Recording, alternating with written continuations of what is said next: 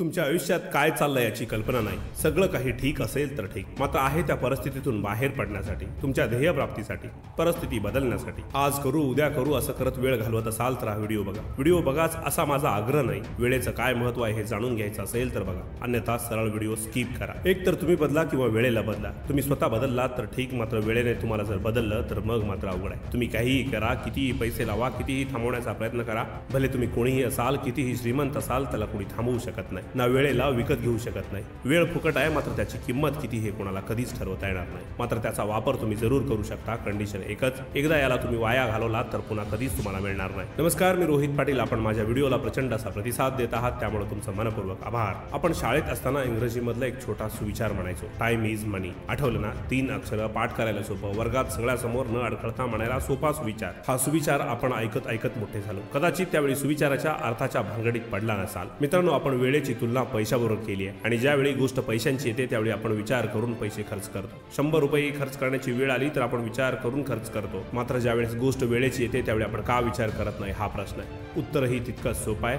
का तर वेळ आपल्याकडे भरपूर आहे म्हणून, बरोबर ना? आज वेळ आहे, उद्या आहे, परवा आहे, महिना आहे, वर्ष आहे, तर काही जण म्हणतात गडबड कुठं आहे, अजून अख्खं आयुष्य आमच्या समोर पडलंय। पैसे आपल्याकडे कमी असतात किंवा नसतातही, त्यामुळे आपण पैशांची किंमत करतो, आणि वेळ बराच आहे म्हणून त्याची आपण किंमत करत नाही। वेळ भरपूर आहे या भ्रमात जगत असाल तर संकटाची खाई अटळ आहे, लक्षात ठेवा। काही जणांना वाटत असेल वेळेपेक्षा पैसे महत्त्वाचे आहेत, तर तुम्ही कल्पनेच्या जगातून बाहेर यायला हवं। माझं म्हणणं सरळ आणि स्पष्ट आहे, पैशापेक्षा वेळ महत्त्वाचा आणि मोठाही। आपण वेळेचा चांगला वापर करून आपलं आयुष्य बदलवू शकतो, आपली चांगली लाईफस्टाईल बनवू शकतो, मात्र वेळ परत आणू शकत नाही। जगातली सगळी संपत्ती जरी दिली तरी एकही सेकंद मागे घेता येत नाही, हे कालही सत्य आहे, आजही आणि उद्याही। अनेक जण म्हणतात मला वेळ नाही, मला वेळ मिळत नाही। मान्य आहे, वेळ नसेल तर तशा प्रकारची तुमची लाईफस्टाईल हवी। वेळ नाही म्हणून वेळ मारून फक्त टाइमपास करत असाल तर तुमची जागा तुम्हाला वेळच दाखवेल। जगात सगळ्यांना समान वेळ वाटला गेलाय, प्रत्येकाला 24 तासच आहेत, मात्र कोण कसा त्याचा वापर करतो त्यावर त्याचं यश आणि अपयश अवलंबून आहे। जागतिक कीर्तीचा फुटबॉलपटू रोनाल्डोची कहाणी तुम्हाला माहिती आहे। त्याचे सर्व सहकारी प्रशिक्षण पूर्ण झाल्यानंतर शॉवर घ्यायला जायचे, तर हा एक्स्ट्रा प्रॅक्टिस करायला पुन्हा मैदानात जायचा। वेळेचा वापर त्याने चांगलाच केला म्हणून आजही लोकांच्या मनावर तो राज्य करतो। ज्या फेसबुकवर तरुणाई वेळ घालवते त्या फेसबुकचा संस्थापक मार्क झुकरबर्गकडे पैसा काही कमी नाही, मात्र शर्ट कोणतं निवडून घालू यात वेळ जाईल म्हणून वेळ वाचवण्यासाठी सेम कलरचा टी शर्ट घालतो। वेळेचा वापर कसा करताना तीच गोष्ट तुम्हाला मोठं बनवते। पावसाळ्यात त्रास होऊ नये, अन्नाच्या शोधात वेळ वाया जाऊ नये म्हणून उन्हाळ्याच्या दिवसातच मुंग्या त्यांचं अन्न स्टॉक करून ठेवतात। मित्रांनो, मगाशी एक वाक्य म्हटलं ते पुन्हा सांगतो, एकदा वेळ प्रत्येकाला मिळत असते, तुम्ही घडायला, तुमची लाईफ बनायला, मात्र पुन्हा एकदा वेळ बनवायला आयुष्य मिळत नाही।